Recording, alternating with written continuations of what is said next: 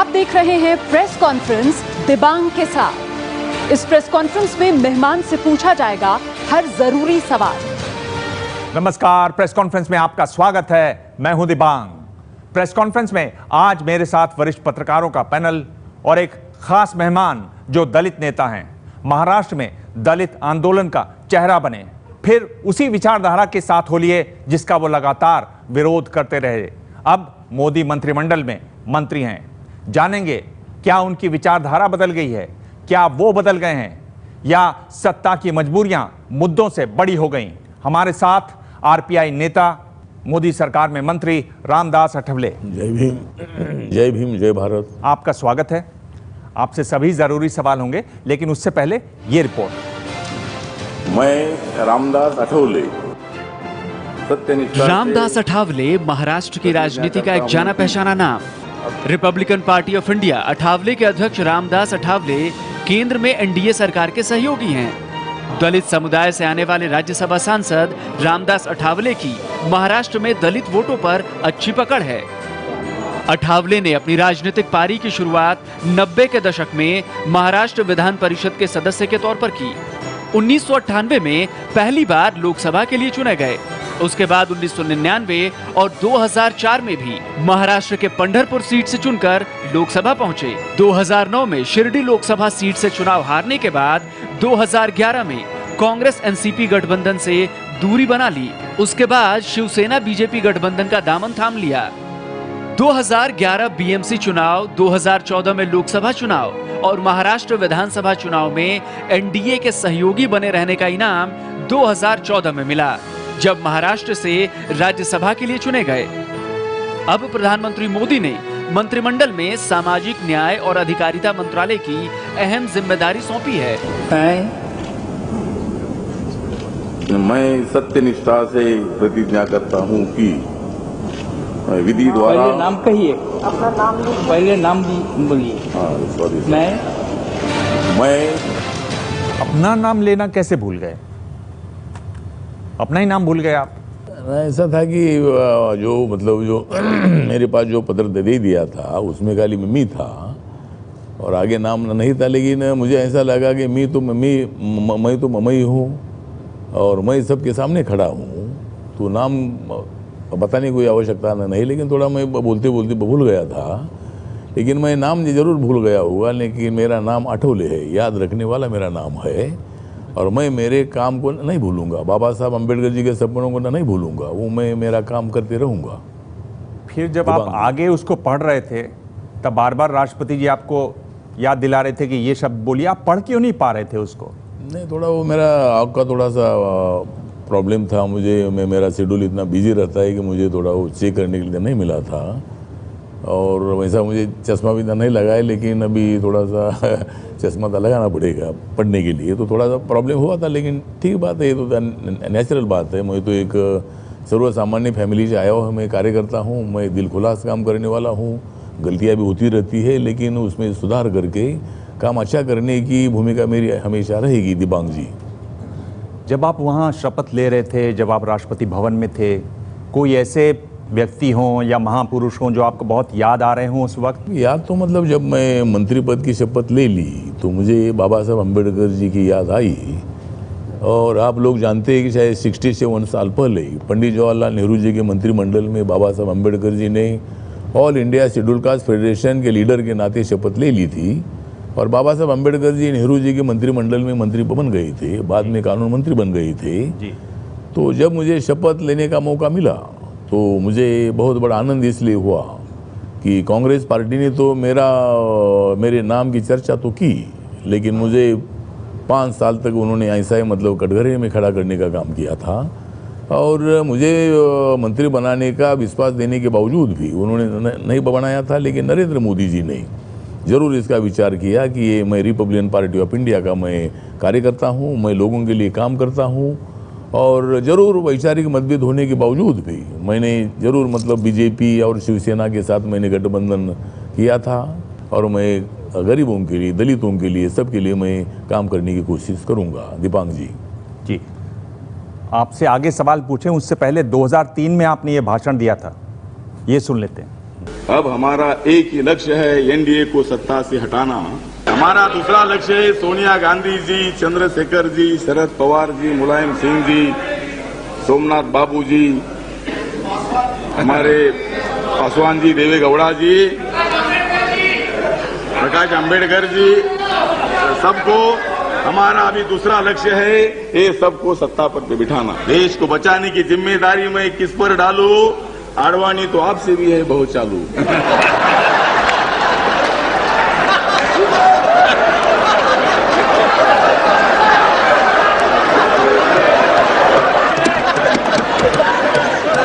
तब आपने कहा इस भाषण में कि आडवाणी जी तो भी हैं चालू, तो आप कहां से कहां कैसे पलटी कैसे मार दी आपने? ये नहीं, पलटी कैसे मार दिया तो मतलब राजनीति में पलटी नहीं करेगी तो कुछ नहीं मिलता है। मतलब राजनीति ऐसी है कि राजनीति उल्टी राजनीति है। और जिस तरह मतलब आप दिबांग जी बता रहे, बात सही है कि मैं तो 1990 में मेरा अलायंस हुआ था कांग्रेस पार्टी के साथ, शरद पवार जी के साथ, और तब मैं शिवसेना बीजेपी का कठोर विरोध करता था, बहुत बड़ा विरोध मैं करता था, क्योंकि मराठवाड़ा विश्वविद्यालय को बाबा साहब अम्बेडकर जी का नाम देने का आंदोलन चला था।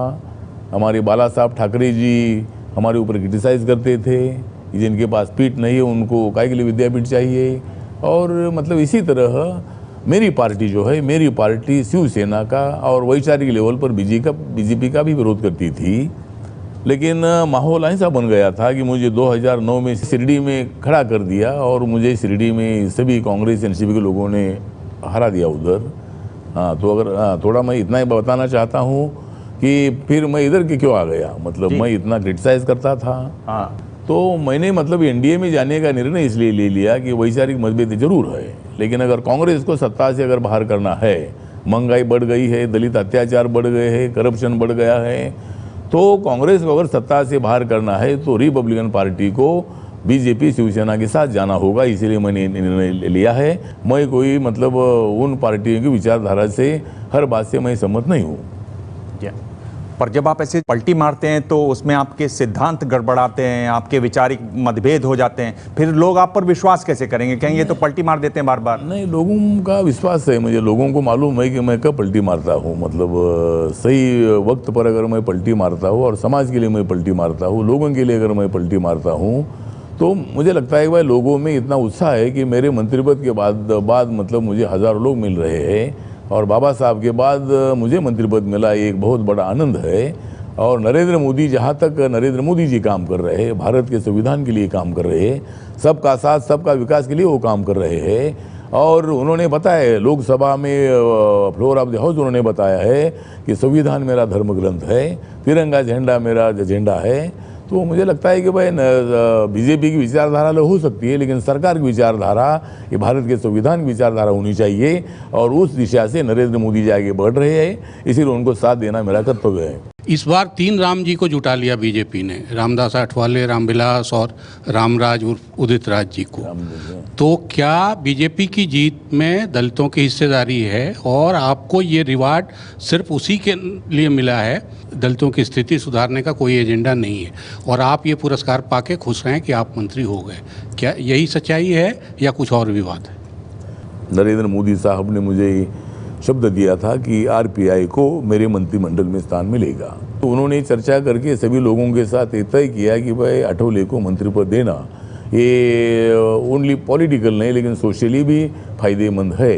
रामराज जी हो या रामविलास पासवान हो या रामदास आठवले हो, सभी राम लोगों को इकट्ठा करके मतलब नरेंद्र मोदी जी जरूर दलितों को न्याय देने के संबंध में जरूर विचार कर रहे हैं। और अभी आप लोग जानते हैं कि जो मंत्रिमंडल का विस्तार हुआ उसमें 5 लोग तो दलित समाज के हैं, 2 लोग जो ट्राइबल कम्युनिटी के हैं, माइनॉरिटी के हैं। तो मतलब ये सरकार की कोशिश है कि नरेंद्र मोदी जी कोशिश है कि भाई मेरी सरकार सबकी तो सरकार है, और मुझे बनाने के बाद जरूर वोटों के संबंध में जरूर फायदा होगा। कांग्रेस पार्टी भी यही करती थी, कोई भी पॉलिटिकल पार्टी अपने फायदे की राजनीति करती है। तो अगर बीजेपी या नरेंद्र मोदी अगर वो राजनीति कर रहे होंगे तो उसमें कोई गलत नहीं। लेकिन जो सवाल आपने किया है उसके मुताबिक मैं इतना ही बताना चाहता हूँ कि मुझे मंत्री बनाने का फायदा पूरे भारतवर्ष में बीजेपी को होगा। पिछले दिनों आपने कहा कि दलितों को आत्मरक्षा के लिए हथियार मिलने चाहिए, तो क्यों कहा आपने ऐसा, और क्या उस बात पर आप अभी भी कायम हैं? गांव गांव के दलितों पर अत्याचार हो रहे हैं, समाज में परिवर्तन भी हो रहा है। तो मैंने ये बोला था कि अगर सेल्फ प्रोटेक्शन के लिए, कोई झगड़ा करने के लिए तो नहीं, लेकिन बहुत बार पुलिस वाले वहाँ नहीं पहुँचते हैं। हमारे गांव के लोग एप्लीकेशन देते हैं, लेकिन पुलिस बोलती है कि भाई जब अत्याचार होगा तब हम उधर आएंगे, अभी हम क्या करेंगे।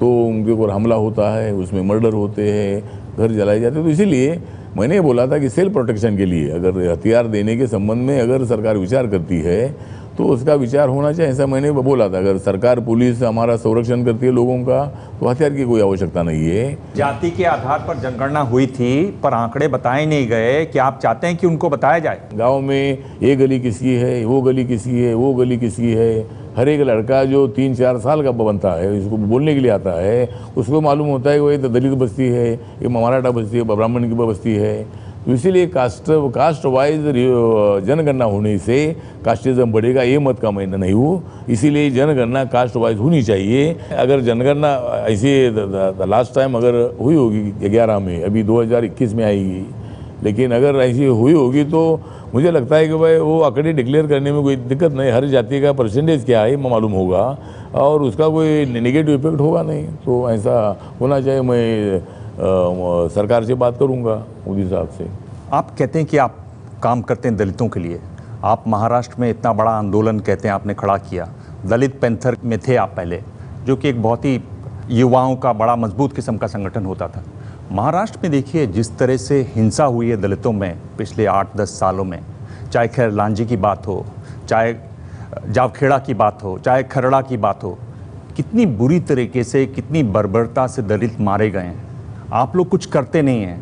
आप लोग आंदोलन सा खड़ा करते हैं, कुछ बयान देते हैं और फिर कुछ सौदेबाजी कर लेते हैं। नहीं ठीक है ना, आप बात बोल रहे थे, सही बात है कि कोई मतलब उनके ऊपर एडजस्टमेंट करने की आवश्यकता नहीं। मैं तो पैंथर के आंदोलन से आया हुआ, मैं ग्रास रूट का मैं कार्यकर्ता हूँ। हम आंदोलन भी करते हैं। जब खरड़ा हुआ, नितिन आगे के 9वीं में पढ़ने वाले लड़के का मर्डर हो गया। सोनई में मतलब वाल्मीकि कम्युनिटी के लड़के का मर्डर हो गया क्योंकि मराठा लड़की के साथ उनका प्यार था। तो ऐसे कई इंसिडेंट है कि भाई होते हैं। तो इसके लिए मैं कह रहा हूँ कितनी बर्बरता से हो रहा है, कितनी घृणा है समाज में उनके प्रति, ये दिखाई देता है। उसमें फिर आप कुछ करते क्यों नहीं नजर आते? नहीं करते नहीं, ऐसा नहीं। हमने तो आंदोलन किया, उन लोगों को जाकर मिले, उनको आर्थिक मदद भी दी, सरकार की तरफ से मदद देने की भी हमने कोशिश की। लेकिन ये अत्याचार का कारण ऐसा है कि भाई जब तक कास्टिज्म कुछ लोगों के मन में है, सरकार कौन सी है, हर एक पार्टी जो है इसका पॉलिटिकल यूज़ करती है।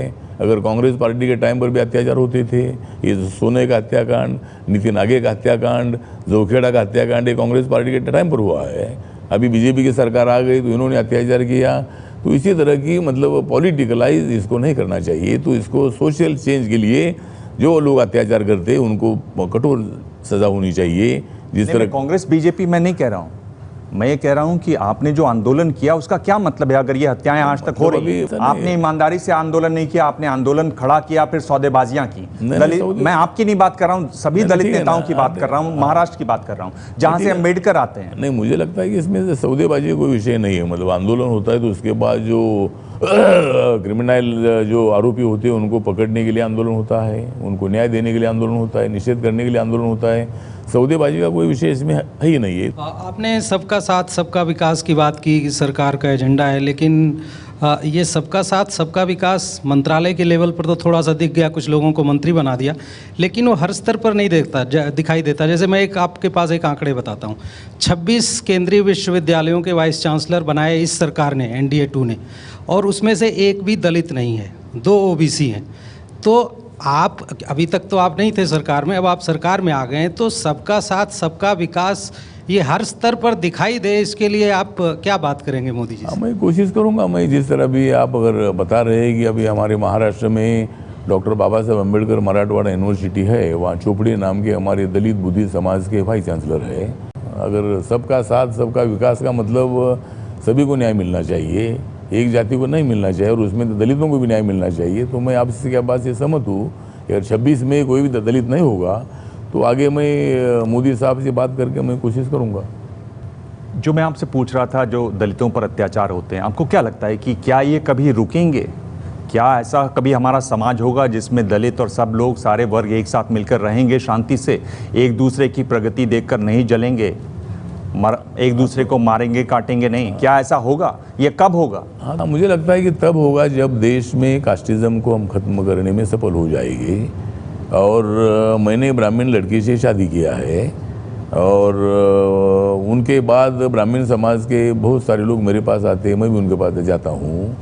तो वो मुझे मैं उनको ब्राह्मण समझता हूँ, लेकिन वो मुझे ब्राह्मण नहीं समझते। लेकिन मैं दलित समाज का होने के बावजूद भी ऐसा है। तो इसके लिए मुझे लगता है कि इंटरकास्ट मैरिज को बढ़ावा देने का प्रोग्राम भारत सरकार और राज्य सरकार ने करना चाहिए। मेरे मंत्रालय के माध्यम से मैं कोशिश करूँगा कि अगर इंटरकास्ट मैरिज होते हैं तो अत्याचार भी होते हैं, लेकिन कुछ लोग बहुत एडजस्टमेंट भी करते हैं। बहुत सारे लड़का लड़की एक साथ आकर प्यार करते हैं, शादी करते हैं। तो मुझे लगता है कि ऐसी एक आधी योजना करनी चाहिए कि भाई मैंने हर स्टेट गवर्नमेंट को इसी तरह की मैं कोशिश करूँगा कि जिस ज़िले में ज़्यादा इंटरकास्ट मैरिज हो गई उस ज़िले को 5 करोड़ का इनाम, जो लड़का लड़की शादी करेगी उनको एक 5 लाख रुपए का मानधन, और दोनों में से एक को सरकारी नौकरी। ऐसा अगर प्रोग्राम हर राज्य सरकार अनाउंस करती है तो मुझे लगता है कि बहुत सारे लड़का लड़की एक साथ आ सकते हैं और वो अपने दिल से मतलब एक साथ आकर अपनी ज़िंदगी भी बिता सकते हैं। तो ऐसा ही होता होगा अगर कास्टिज्म खत्म होगा। जो आपने सवाल किया है कि भाई कब ऐसा होगा,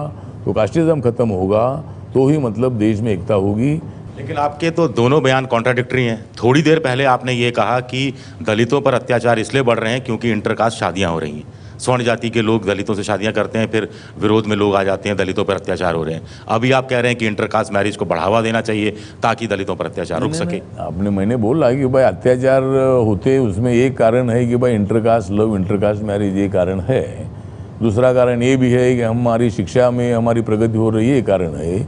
तीसरा कारण ये है कि हम अगर ज़मीन लेते हैं या फैक्ट्री चलाते हैं वो उनको अच्छा नहीं लगता है, तो इसीलिए अत्याचार होते हैं। आपका सवाल सही है, आपने जो आपकी भावना व्यक्त की है कि मैं कोई कंट्रोवर्सी तो नहीं कर रहा हूँ, लेकिन यहाँ मतलब इंटरकास्ट मैरिज अगर बाबा साहब अम्बेडकर जी ने बताया था कि रोटी और बेटी व्यवहार से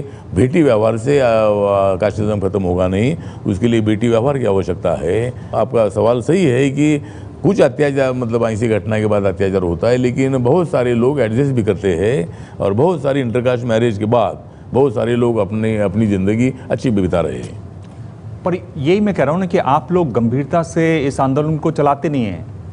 आपने छोटा राजन गिरफ्तार हो गया तो आपने कहा छोटा राजन गिरफ्तार हो गया क्योंकि वो दलित है। छोटा राजन का जो भाई है उसको आपने अपनी पार्टी में ले लिया, पार्टी में पद दे दिया, आपने चुनाव लड़वा दिया।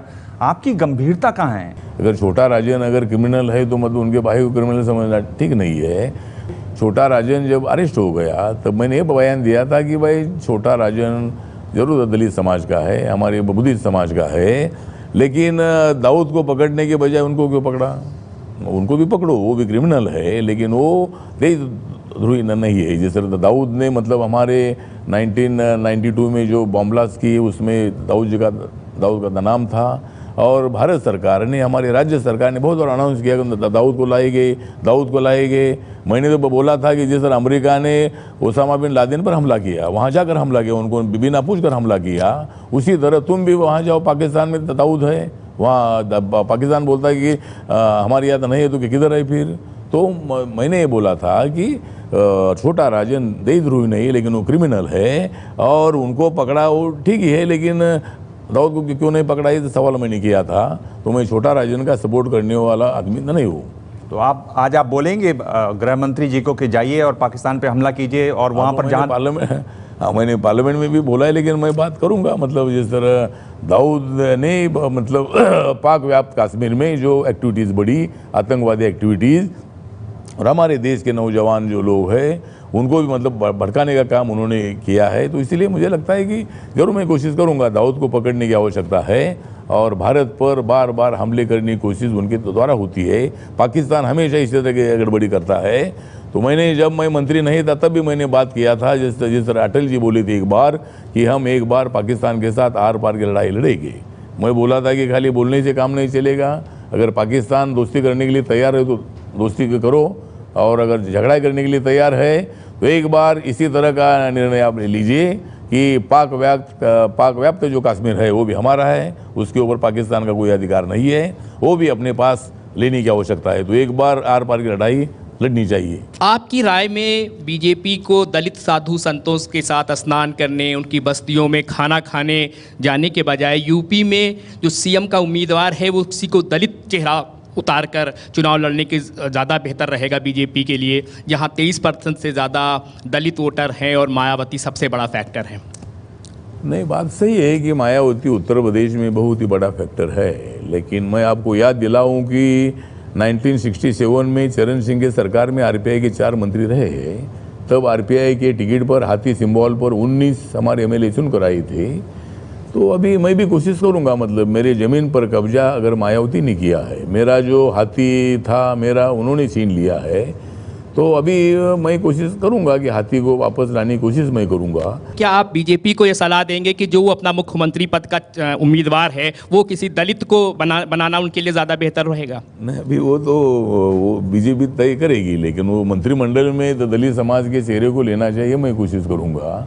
और दलित मुख्यमंत्री के संबंध में अभी तक मैंने कोई बात नहीं किया है। इस वक्त अगर बीजेपी आरपीआई का महत्व ध्यान में रखकर अगर आरपीआई को साथ में रखती है तो जरूर बीजेपी आरपीआई की सरकार आएगी और मुख्यमंत्री किसको बनाना है वो करे, लेकिन वहाँ दलितों का अच्छा रिप्रेजेंटेशन मिलने के लिए मैं कोशिश करूँगा।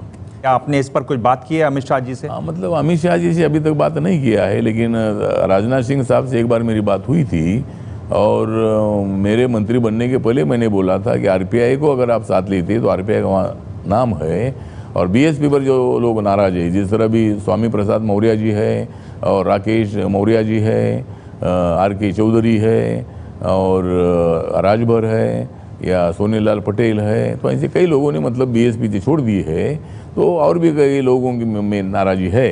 तो अगर बीजेपी आरपीआई का अलायंस अगर होता है दिबांग जी, तो ज़रूर मुझे विश्वास है कि आरपीआई का भी खाता खुलेगा और आरपीआई का खाता खुलेगा तो बीएसपी का खाता बंद हो जाएगा। तो इसीलिए मतलब मेरी कोशिश ये रहेगी कि हम खाता खोलने का काम करेंगे। एक बयान है, ये सुनिए, देखिए ये भी आपका बयान है। अटल जी की सरकार बहुत है चालू। अध्यक्ष महोदय, ये सरकार के विरुद्ध मैं क्या क्या बोलूं?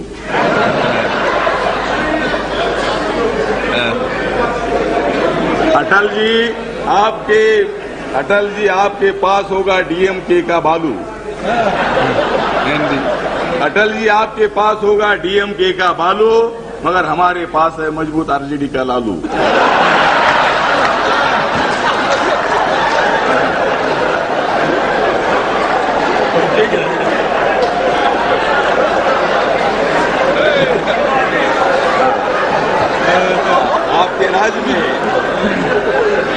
आपके राज में अटल जी, आपके राज में गरीबों को नहीं मिल रहा है आलू।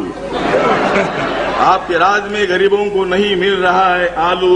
ये सरकार के खिलाफ बोलना मैं कैसा टालू? देश को बचाने की जिम्मेदारी मैं किस पर डालू? देश को बचाने की जिम्मेदारी मैं किस पर डालू? आडवाणी तो आपसे भी है बहुत चालू।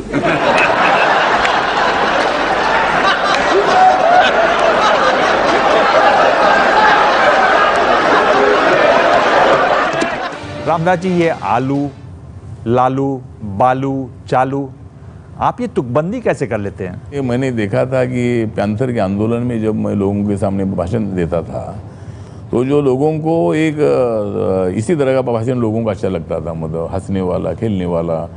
तो मैं जब भाषण करता था तो मैं यमक जोड़ने का काम करता था, तो लोग उत्स्फूर्त से मतलब तालियां बजाते। अब ये तो सब इतने इंटेलेक्चुअल लोग हैं, इतने मेंबर ऑफ पार्लियामेंट है, तो मैंने शब्द निकालने के बाद वो एकदम मतलब अपनी भावना व्यक्त करते थे। और जब मैं लोकसभा में था तब मेरा भाषण सुनने के लिए बहुत सारे लोग राह देखते थे कि अभी क्या बोलेगा।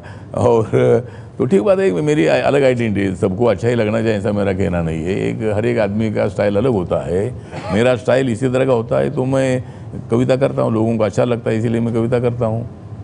मैंने सुना है कि आप तुरंत कर देते हैं कविता। इस शो पर भी कोई कविता है क्या आपकी? अगर आप बोलते हैं कविता करो तो मैं करता हूँ, तो क्योंकि मैं आपको डरता हूँ। तो मतलब नहीं, बाबा साहब अम्बेडकर जी के बाद मेरा मंत्री पद रहेगा सबको याद। नरेंद्र मोदी जी ने मुझे मंत्री पद दिया, नरेंद्र मोदी जी ने मुझे मंत्री पद दिया। और मैंने बाबा साहब अम्बेडकर जी के बाद वो मंत्री पद मैंने ले लिया। मेरे मंत्री पद का कारवा सही दिशा से आगे चलेगा, मेरे मंत्री पद का कारवा सही दिशा से आगे चलेगा और गांव-गांव में जाकर हर आदमी को मिलेगा। तो ये काम मैं करता हूँ, मैं करता रहूँगा। प्रेस कॉन्फ्रेंस में खास मेहमान रामदास अठावले। अगला सवाल। आपने कविताओं के माध्यम से, व्यंग्यात्मक कविताओं के माध्यम से काफ़ी सताया है वाजपेयी जी को, अडवाणी जी को और मनमोहन सिंह जी को भी। जब आप यूपीए में थे तो मंत्री पद हासिल करने के लिए आपने कविताओं का सहारा लिया था। अभी वो मुकाम हासिल हो गया है आपको, तो क्या आप नरेंद्र मोदी जी का भी इसी तरह से कविताओं के माध्यम से गुणगान करेंगे? नहीं, मुझे लगता है भाई कविता अभी ज़्यादा करने की कोई आवश्यकता नहीं है, क्योंकि मुझे मंत्री पद मिल गया है। अगर ऐसा वक्त आएगा तो अभी तो मुझे जो मेरे प्रश्न होंगे उसके उत्तर भी देने हैं, मेरा मंत्रालय क्या काम करने वाला है उसके संबंध मुझे बोलना है। 2 लाइनें मुझे भी मैंने अचानक बनाई हैं आपके लिए। बोलो। कि आपको तो मिल गई लाल बत्ती की गाड़ी, दलित को कब मिलेगा घर, धोती, साड़ी। मैं रहता, मेरी है जय भीम की वाड़ी, मेरी है जय भीम की वाड़ी, इसीलिए मुझे मिल गई है लाल बत्ती की गाड़ी। और मैं सभी गरीब महिलाओं को दे दूंगा साड़ी, मैं गरीब महिलाओं को दे दूंगा साड़ी, क्योंकि मुझे मिल गई है बाबा साहब अम्बेडकर जी के कारण लाल बत्ती की गाड़ी। बीजेपी की जो 2 साल का शासन रहा है, नरेंद्र मोदी का शासन, उसमें आपने देखा होगा कि दलितों पे बहुत ज़्यादा अत्याचार बढ़ा है, चाहे रोहित वेमुला का हो, चाहे फिर अभी 2-3 दिन पहले जो गुजरात में हुआ था, 4 दलितों की पिटाई हुई थी, या फिर आपके जो कैबिनेट कोलीग हैं अभी वीके सिंह, उन्होंने तो कुत्ते के साथ कंपेयर किया था। तो ये कहीं पे ये लगता है कि आपने जो मंत्री पद लिया है सिर्फ उसमें उसके पीछे अपना सेल्फ इंटरेस्ट है, किस तरह से सत्ता पाया जाए और किस तरह से मंत्री पद हासिल किया जाए। नहीं, मुझे लगता है कि सत्ता ठीक है। अगर बाबा साहब अम्बेडकर जी भी बोलते थे कि आप लोगों को इतिहास मालूम होगा कि, तो बाबा साहब भी चाहते थे कि भाई सत्ता मिलनी चाहिए। मतलब सत्ता अपने लिए, मैं कभी अपने लिए काम नहीं करता हूँ, मैं तो लोगों के लिए मैं काम करता हूँ। मैं 24 घंटे में से मैं 18-20 घंटा मैं काम करता हूँ। इसीलिए मुझे लगता है कि मंत्री पद मेरे लिए नहीं है। अभी ठीक बात है कि भाई कांग्रेस के टाइम पर भी अत्याचार होते थे। अगर रोहित वेमुला का जो इशू है, हैदराबाद सेंट्रल यूनिवर्सिटी में पढ़ने वाला 26 साल का लड़का जो पीएचडी कर रहा था, तो हमने मांग किया था कि भाई जो अप्पारा वहाँ के जो मतलब वाइस चांसलर है या उनके लिए जो जिम्मेदार है, इनके ऊपर कार्रवाई होनी चाहिए। लेकिन तुम्हारे जानकारी लिए मैं बताना चाहता हूँ, इसके पहले 9 स्टूडेंट ने उधर आत्महत्या की थी। तो मुझे लगता है कि एकदम परिवर्तन होगा ऐसा नहीं है। लेकिन बाबा साहब ने बोला था कि सत्ता के कारण लोगों को मदद हो सकती है, और वो मैं करने की कोशिश करूंगा। तो अगर 3 साल के बाद अगर मान के चले कि अगर नरेंद्र मोदी की सरकार नहीं रहती है और फिर कांग्रेस या किसी दूसरी पार्टी की आ जाती है, तो फिर आप उनके साथ हाथ मिला लेंगे? नहीं, हाथ मेरे साथ जो हाथ मिलाएगा मैं उनके साथ हाथ मिलाऊंगा। मतलब अगर हाथ मिलाने का विषय नहीं, अभी तो मैं जिस तरह सत्ता के लिए मैं इधर आया हूँ ऐसा नहीं हूँ। मतलब क्या मालूम था कि इनकी सत्ता आने वाली है या नहीं है, तो आगे की राजनीति क्या होगी मुझे मालूम नहीं है। लेकिन अभी तो मैं इंडिया के साथ हूँ और आगे मैं इंडिया के साथ रहूँगा। क्या आगे होता है हमने देखेंगे।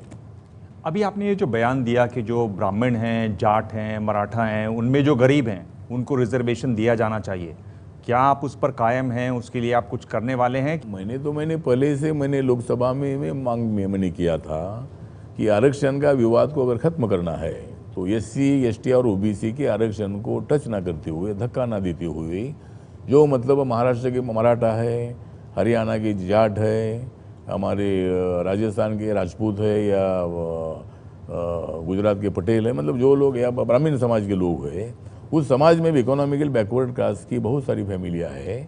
तो जिस तरह मंडल कमीशन का आरक्षण देश के 3,743 जातियों को मिला है, उनको क्रिमिलेयर की पद्धत लगाई है। 6 साल के अंदर जिनका उत्पादन है उनको शिक्षा में और नौकरियों में आरक्षण देना चाहिए। उसी मुताबिक मुझे लगता है कि भाई सरकार ने, मतलब अभी मेरे पास ये मंत्रालय आया है तो मैं कोशिश करूँगा, मतलब ये किस पर अन्याय ना हो, और क्रिमिलेयर की पद्धत लगाकर अगर बचे हुए 50% में 50.5% जो रिजर्वेशन जो जनरल अभी है, उसमें जो 25% आरक्षण अगर ये जातियों को दे दिया जाता है, तो मुझे लगता है कि भाई आरक्षण का विवाद खत्म हो जाएगा और सभी को न्याय भी मिलेगा। सब लोग मांग कर रहे हैं।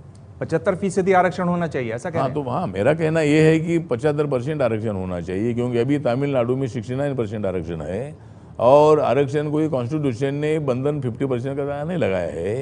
ये सुप्रीम कोर्ट ने अपना ओपिनियन दे दिया है कि भाई आरक्षण 50% होना चाहिए, लेकिन पार्लियामेंट को कानून करने का अधिकार है। मैं मेरे मंत्रालय के माध्यम से कोशिश करूंगा, मैं मोदी साहब से भी बात करूंगा। रिजर्वेशन को एक तरह से रिव्यू करने की ही बात की, वही मोहन भागवत जी भी कह रहे थे, आप क्रीमी लेयर की भी बात कर रहे हैं, तो क्या आपको लगता है कि अब ये वक्त आ गया है कि जो दलितों का रिजर्वेशन है उसमें भी क्रीमी लेयर लागू कर देना चाहिए? और बहुत सारे ऐसे लोग हैं जो बहुत संपन्न हो चुके हैं, उनको गरीब लोगों के लिए ज़्यादा मौका देने के लिए क्रीमी लेयर में आ जाना चाहिए। नहीं, मुझे लगता है भाई दलितों को क्रीमी लेयर की पद्धत लगाने की सिस्टम नहीं है। दलितों का और आदिवासियों का जो आरक्षण है ये कास्ट बेस पर आरक्षण है, अनटचेबिलिटी के माध्यम से आरक्षण है, और ओबीसी का आरक्षण भी कास्ट बेस पर है, लेकिन उसको इकोनॉमिकल क्रीमी लेयर की पद्धत लगाई है।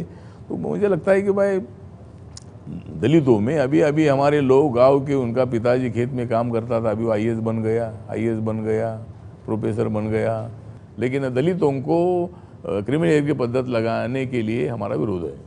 मोहन भागवत जी ने ये सुझाव दिया है कि कॉन्स्टिट्यूशन का पुनर्विचार किया जाए, या आरक्षण के बारे में भी बीजेपी की एक अपनी भूमिका है।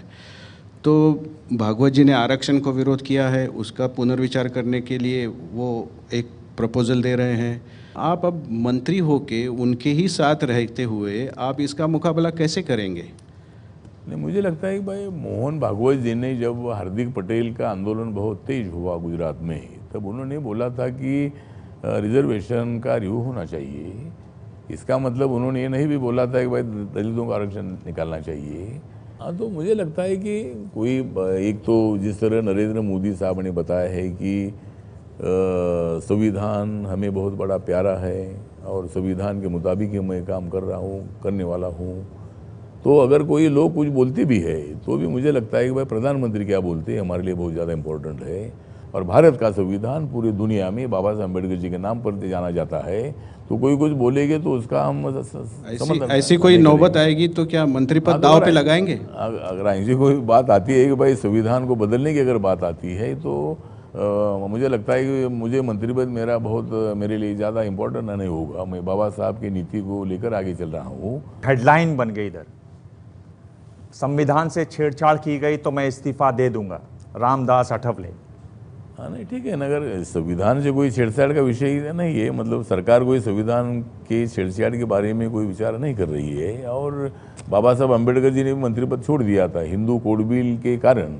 हिंदू कोड बिल था, बाबा साहब अम्बेडकर जी ने लाया था एज ए लॉ मिनिस्टर, सभी जाति धर्म के महिलाओं को न्याय देने के लिए, उनको रिजर्वेशन देने के लिए।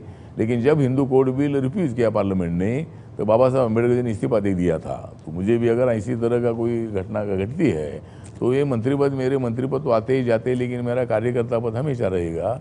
और मंत्री पद कोई मेरे लिए बहुत ज़्यादा इम्पोर्टेंट नहीं है। मुझे बाबा साहब का मिशन ज़्यादा इम्पोर्टेंट है, दलितों की समस्या मुझे इम्पोर्टेंट है और उनके लिए मैं काम करने वाला हूँ। तो मुझे लगता है कि अगर ऐसा वक्त आ जाएगा तो मैं मंत्री पद भी छोड़ूंगा, लेकिन नरेंद्र मोदी साहब मुझे नहीं छोड़ेंगे।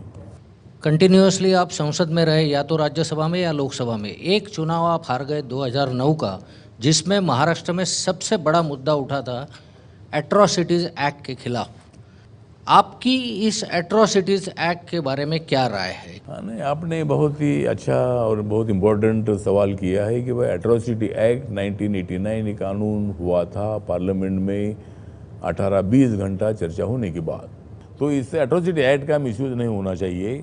मैंने बहुत बार, मेरे सवर्ण समाज के, मराठा समाज के, ब्राह्मण समाज लोग मेरे पहचान के हैं, और जहाँ इसी तरह कुछ स्थिति आ गई वहाँ मैंने कॉम्प्रोमाइज़ भी किया है। लेकिन मुझे लगता है वो एट्रोसिटी एक्ट का अर्थ ऐसा है कि दलित पर जब हमला होता है तो ऑटोमेटिकली वो एक्ट लगता है। मतलब ये गलत केस होती नहीं। अगर दलित को आप गालियाँ दी, दलित को आपने कुछ बोले, मर्डर किया, घर जलाया, तो ऑटोमेटिकली एट्रोसिटी एक्ट उनको लगाए जाने की पद्धति, मतलब उसी तरह का कानून है। इसका मिसयूज नहीं होना चाहिए, और जो लोग उसमें नहीं है उनको उसमें नहीं रहना चाहिए। ये मेरी पार्टी की भूमिका है, मेरी भूमिका है। और एट्रोसिटी एक्ट की कोशिश इसलिए हो गई कि दलितों को अगर न्याय देना है तो दलितों के बारे में थोड़ा डर भी होना चाहिए कि भाई अगर इनके ऊपर हमला किया, इनको कुछ बोले तो अपने को 3-4 महीना अंदर रहना पड़ता है।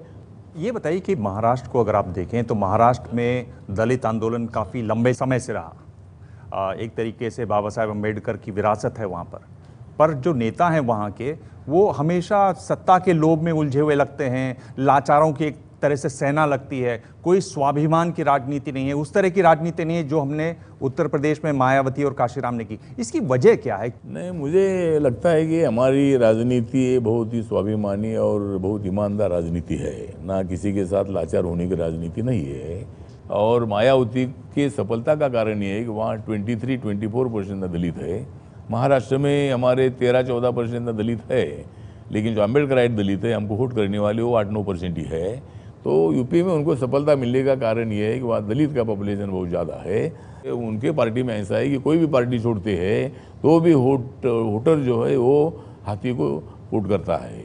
क्या निजी क्षेत्र में आप समझते हैं कि दलित पिछड़ों आदिवासियों को इस देश में एफर्मेटिव एक्शन इंट्रोड्यूस होना चाहिए? प्राइवेट सेक्टर में आरक्षण मिलना चाहिए, मत का मैं हूँ, और मैं ज़रूर सरकार के साथ मैं इसके संबंध में बातचीत करूँगा और इस प्रस्ताव को पीएमओ की तरफ ले जाकर मंत्रिमंडल में लाकर उसको मंजूरी लेने के लिए मैं कोशिश करूंगा, सबके साथ मैं बात करूंगा। लेकिन प्राइवेट सेक्टर में आरक्षण दलितों को मिलना चाहिए, ये हमारा कहना है। रिजर्वेशन पॉलिसी को स्किप करने के लिए ज़्यादातर भर्तियां आजकल हो रही हैं कंट्रैक्चुअल और कंसल्टेंट्स की, उसमें कोई रिजर्वेशन नहीं दिया जाता है। तो आपको लगता है कि रिजर्वेशन को एक्सपेंड करके कंट्रैक्चुअल और कंसल्टेंट्स की जो भर्ती करते हैं उनमें भी वो पॉलिसी लागू की जानी चाहिए? हर एक को उनका हक मिलना चाहिए, उसकी उसी तरह की यंत्रणा कैसी हो सकती है उसके लिए भी हम कोशिश करेंगे। पिछले दिनों एक तस्वीर आई जिसमें गुजरात में दलित लड़कों को पीटा गया, गौरक्षा दल ने पीटा, वो मरी हुई गाय से खाल निकाल रहे थे। ये काम दलित लोग करते हैं, बुरी तरह से उनको पीटा गया। क्या कहना चाहेंगे आप? इस तरह की तस्वीरें आती हैं, अब आप मंत्री हैं तब आ रही हैं इस तरह की तस्वीरें। मुझे लगता है ऐसा तो नहीं होना चाहिए। अभी मैं कोशिश करूंगा, मैं वहाँ के एसपी से भी बात करने वाला हूँ और जिन लोगों ने मतलब इसी तरह का अत्याचार किया है उनके ऊपर कठोर कार्रवाई भी होनी चाहिए। लेकिन ऐसा नहीं होना चाहिए जो गुजरात में हुआ है, तो इसी तरह की वारदात ना हो, घटनाएं ना हो, इसके लिए हम सब मिलकर कोशिश करेंगे। आप कई पार्टियों में घूम कर आ चुके हैं, मतलब पार्टियों के साथ समझौता, कांग्रेस के साथ रहे, एनसीपी के साथ रहे, उसके बाद शिवसेना, अब बीजेपी के साथ हैं। तो आपको कहीं नज़र आता है कि ये पार्टियां, अभी आपने खुद भी कहा कि इस्तेमाल करती हैं दलित नेताओं का राजनीतिक रूप से, एक तरह से नेताओं की चिंता पार्टियों को होती है, आम दलित जो है उसके बारे में सरकारें या पार्टियां कुछ करती नहीं। मुझे लगता है कि एक तो ऐसा है कि मतलब खाली मंत्री पद देने से समाज का एकदम डेवलपमेंट होता है, ऐसा नहीं है। उसके लिए उनके डेवलपमेंट की योजनाएं सरकार ने उनको तक पहुंचानी चाहिए। बात सही है कि भाई हमारा इस्तेमाल करते हैं ऐसा समझना ठीक नहीं है, क्योंकि राजनीति में गिव एंड टेक की पॉलिसी होती है। तो मैं ये कोशिश करूंगा कि मुझे अगर मंत्री पद मिला है तो ज़रूर मतलब नरेंद्र मोदी साहब के साथ बातचीत करके स्पेशल कंपोनेंट प्लान है, ट्राइबल सब प्लान है, दलितों की योजनाएँ है, वो उनके पास कैसी पहुँचे और दलितों का विकास कैसा हो, इसी तरह की कोशिश मैं ज़रूर करूँगा।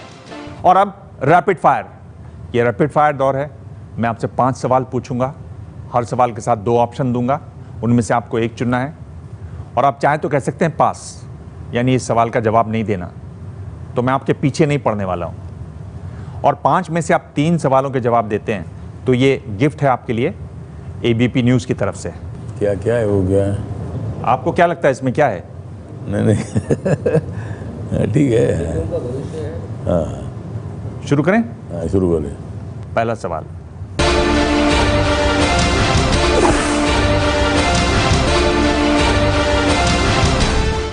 दलितों का बड़ा नेता कौन, मायावती या रामविलास पासवान? नहीं भी दलितों का बड़ा नेता तो मतलब मायावती भी है, रामविलास पासवान भी, और मैं भी हूँ। ज्यादा बड़ा नेता कौन? अब बिहार में रामविलास पासवान है, यूपी में मायावती है, महाराष्ट्र में मैं हूँ। ज्यादा बड़ा कौन? ज़्यादा बड़ा मैं हूँ, ज़्यादा बड़ा। तो आप इस सवाल का जवाब नहीं दे रहे हैं? हाँ? इस सवाल का आप जवाब नहीं दे रहे हैं जिस तरह से यह सवाल है? नहीं, मैं बड़ा हूँ, ये सवाल का जवाब मैंने दिया है। चलिए ये सवाल छोड़ देता हूँ। हाँ छोड़ो। एक सवाल रह गया आपका। हाँ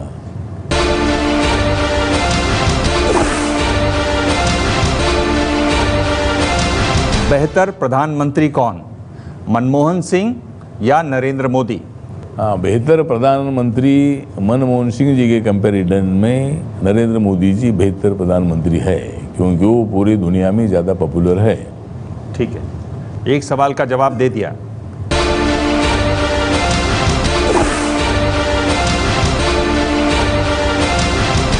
शिवसेना और बीजेपी में जो झगड़ा हो रहा है उसके लिए ज्यादा जिम्मेदार कौन, उद्धव ठाकरे या देवेंद्र फडणवीस? नहीं, मुझे लगता है भाई दोनों भी जिम्मेदार है, क्योंकि एक दूसरे पर आरोप किए जा रहे हैं और उनको खत्म करना चाहिए, ऐसा हमारा कहना है। तो ज्यादा जिम्मेदार कौन? ज़्यादा जिम्मेदार ऐसा मैं नहीं मानता हूँ। ज़्यादा जिम्मेदार मतलब दोनों तरफ से भी, वैसा देवेंद्र फडणवीस और उद्धव ठाकरे जिम्मेदार नहीं है। उसके लिए जो दोनों पार्टी के जो अलग अलग लोग हैं वो उल्टा सीधा बयान करते हैं, वो उनके लिए जिम्मेदार है। तो ये सवाल छोड़ रहे हैं आप? हाँ, छोड़ दो, मतलब छोड़ दो। चलिए, एक सवाल का सिर्फ आपने जवाब दिया है।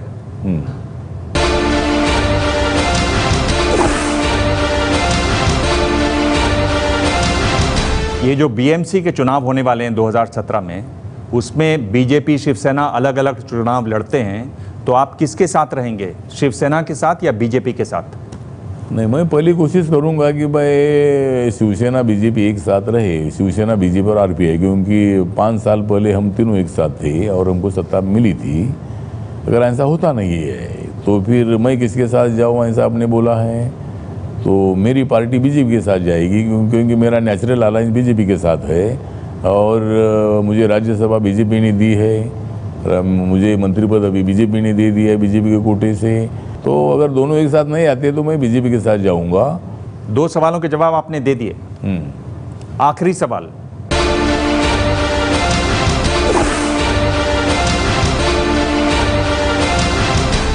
आपके दिल के ज्यादा करीब कौन है, गौतम बुद्ध या बाबा साहेब अम्बेडकर? नहीं, तो करीब तो मतलब गौतम बुद्ध भी करीब है, बाबा साहब भी करीब है। ज्यादा करीब कौन है? लेकिन बाबा साहब अम्बेडकर जी के कारण सबसे करीब बाबा साहब इसलिए है कि बाबा साहब अम्बेडकर जी ने हमें बुद्ध का रास्ता दिखाया, इसीलिए बाबा साहब अम्बेडकर हमको करीब है। लेकिन बुद्ध जी भी हमको करीब, लेकिन सबसे ज़्यादा बाबा साहब अम्बेडकर करीब है।